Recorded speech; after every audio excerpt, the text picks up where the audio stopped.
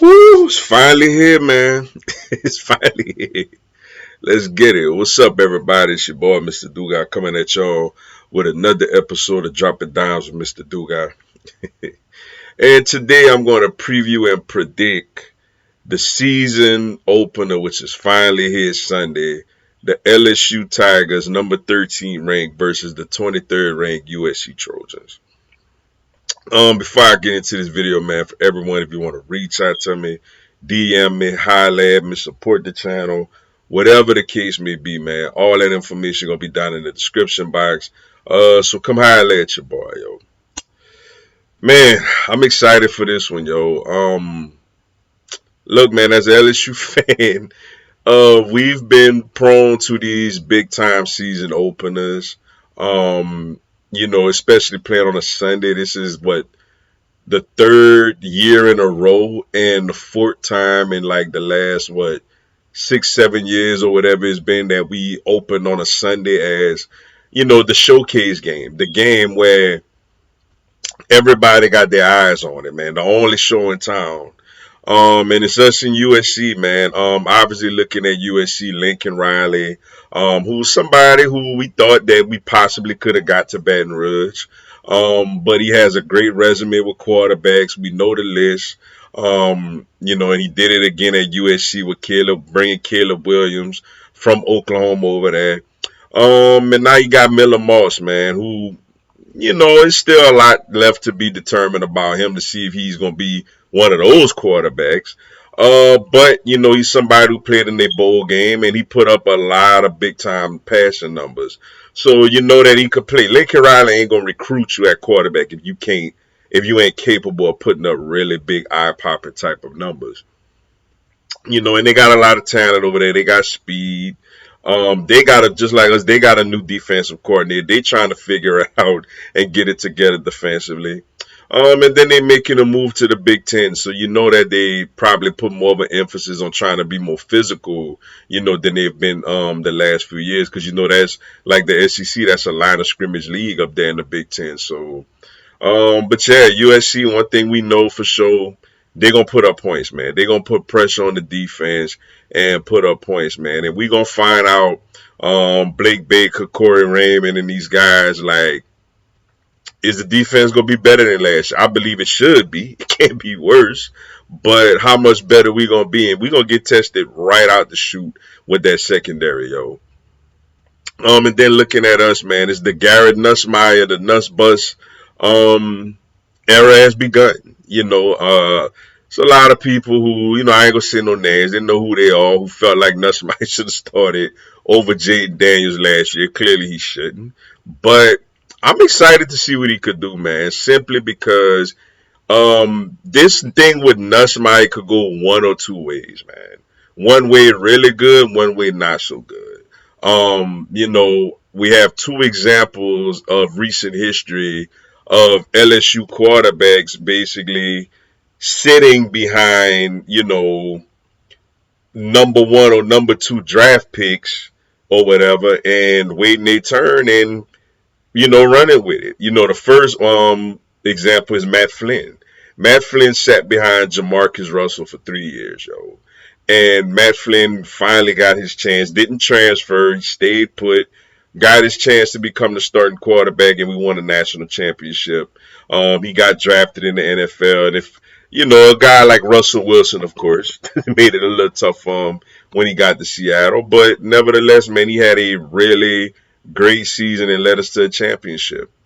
There's also the example of Miles Brennan, who sat behind Joe Burrow, another number one pick, and it didn't go well for Miles, man. Miles was another one, could have transferred, decided to stay, and it didn't go well for him, man. He had injuries, and just when he was out there against Mississippi State, he just didn't look great, and clearly it was a talent drop off from Jambalaya Joe Burrow to Miles Brennan. So will Garrett Nussmeyer be more of a Matt Flynn? Or will he be more of a Miles Brennan? In all due respect to Miles, but, it didn't work for him at LSU. Big arm, could really fling it around. Looked great in the bowl game throwing the ball. It's going to have weapons galore. Kyron Lace is expected to step in and be a big time receiver for us. Chris Hilton is banged up, man. We still don't know yet if he's going to even play or not. He's a receiver that I'm really big on this year. And then you got CJ Daniels coming in from Liberty, 1,000 yard receiver. And then in the backfield, man, you got the Josh Williams, you got the Caleb Jacksons, John Emery Jr. is back. You got running backs there. You got Mason Taylor at tight end, and you got probably the best offensive line in college football, led by Will Campbell and Emory Jones on the bookends, tackles. Most likely 2 first-round picks. So the offense, you would think. I know we lost Mike Denbrock, but Joe Sloan is stepping in, and I still feel like the offense should still be productive. The thing that's stopping LSU from potentially making a college football playoff, I feel like, is the defense. It was horrendous last year. I mean, just completely brutal. In steps Blake Baker, who did a really good job at Missouri. You got Bo Davis on the defensive line now, highly respected defensive line coach. And you got Corey Raymond, the architect of DBU at LSU, back in the secondary. So we're gonna see what happens, man.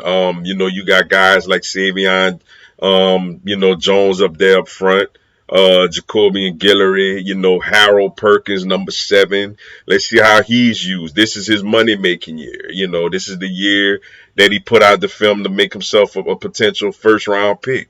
And in the secondary, it's a bunch of, unproven guys, but with Corey Raymond, hopefully he could at least maximize what he could get out of those guys. Um, Now after breaking that down, my prediction for this game, man. Look, LSU fans, look, man. The last 4 years has been rough. The season and open. We go.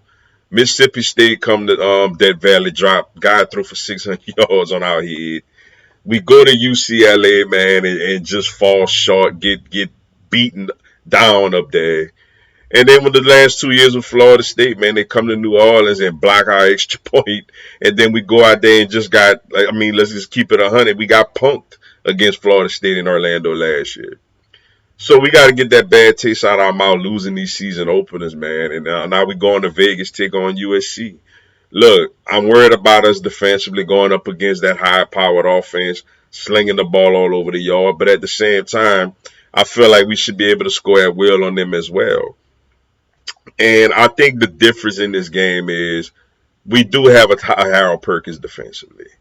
He could make one big play defensively. He's a playmaker defensively that he give us one nice play, it could change the course of the game, yo. So we got a Harold Perkins, they don't. I think that's the difference in the game, man. And I think LSU gets it done. Plus, by the way, man, to be honest with you, I've been wanting to catch USC for 20 plus years now, man. Um, I've been wanting to catch them since that nonsense of a shared national championship in 2003 when we played in the BCS national championship game, the Sugar Bowl, and beat, the unstoppable Oklahoma, held them to 14 points, and they went on and beat Michigan in the Rose Bowl, and they still somehow say that USC is a national champion. So, I get it. It's 20 plus years later, but we haven't played them since then, man. So I feel like this I'll get back to prove that we are indeed the standalone 2003 national champions. And I think LSU going to get this thing done, man. We had a chance in 2006, 2007. We thought we was going to play them in the Rose Bowl because we thought Michigan and Ohio State was going to play in a rematch for the national championship, and Florida would have went to the Sugar Bowl, and then we would have went to the Rose Bowl, play USC.